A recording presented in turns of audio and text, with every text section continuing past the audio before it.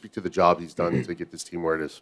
Yeah, I think this is part of his big picture. Maybe when he got here was just having a competitive team, year after year, and have a window that's hopefully always open. I mean, that's the dream of the league, right? But I think when you look at our roster, just the different ages you have, different levels of ages. I think the future's bright here for many years, but obviously with this opportunity in front of us, looking to take advantage of it. Third row on the right, Sean. I would think that in the playoffs you get to the second round, third round, there's a little bit of let's just keep doing what we're doing. But what kind of mindset has to go into taking on a new opponent from round to round? Me? Yeah. Yeah, I think the mindset, it stays similar in the way of, focusing on yourselves, focusing on your team and what's gotten you to this point. And then, when you're facing different teams, you got to focus on different players as well. When you play a team like Colorado, you got to know when McKinnon and Rantanens and McCarrs are on the ice. When you play Edmonton, same way. I mean, they got superstars over there, guys that can, take over games. And when you're on the ice, you got to be aware.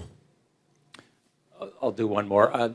Your coach, your GM, they talked about the idea of the veterans needing to maybe take a step back so that, all the players on the team could kind of take a step forward. I wonder what that looks like as a veteran, because I know you believe in your hockey skills and you believe you can get out there and do something in the game, but what kind of decisions do you have to make in your head to be able to take a step back and share the responsibility for the betterment of the team? It's just the thought process of what the end result is. I think a lot of guys on this team, especially us little older guys, have, we've made our money.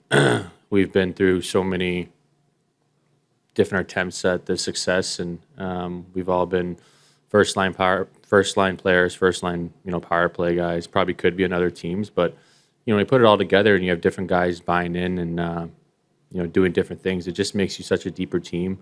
It's hard to describe the feeling that we have when you have these guys that are doing different things and getting outside their comfort zone to have success and really have team success. And looking at the stats after the game and looking at the face-off percentages more than the goals and assists or the the plus minuses, things like that.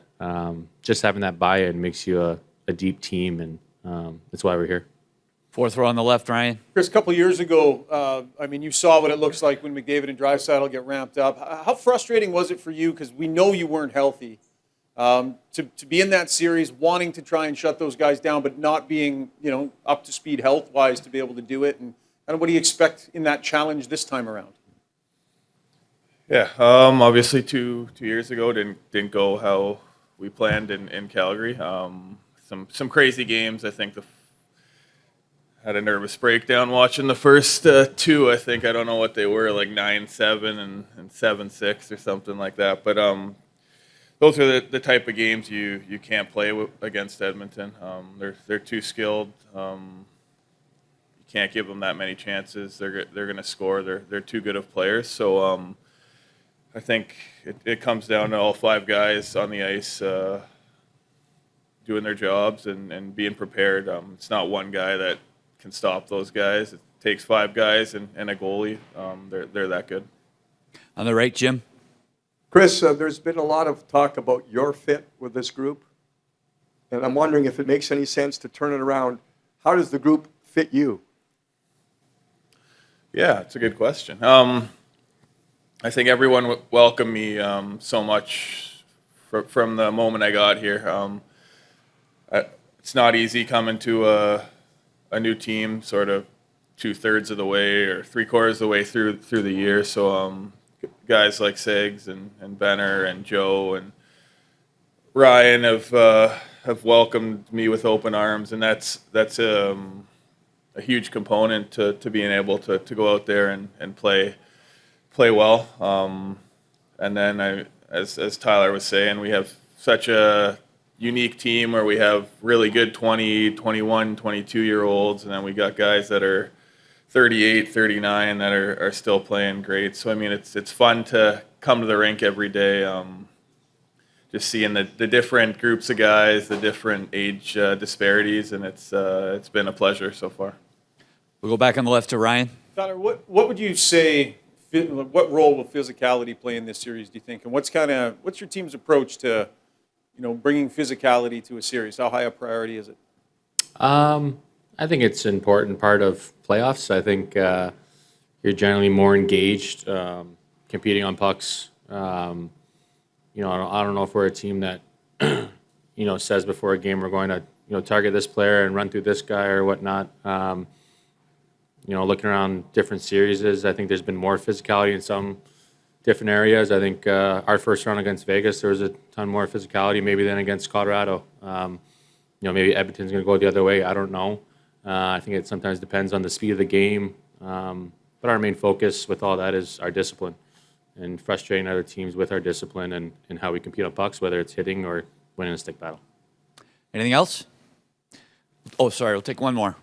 Chris, you were asked about touch on Edmonton a little bit earlier with the series from a couple of years ago. I just wonder, from all your experience playing them, including a few times this year, what's the biggest difference you see in that team compared to the series a couple of years ago? Yeah, I think they've changed how they defend. I think they changed their system this year, I believe. So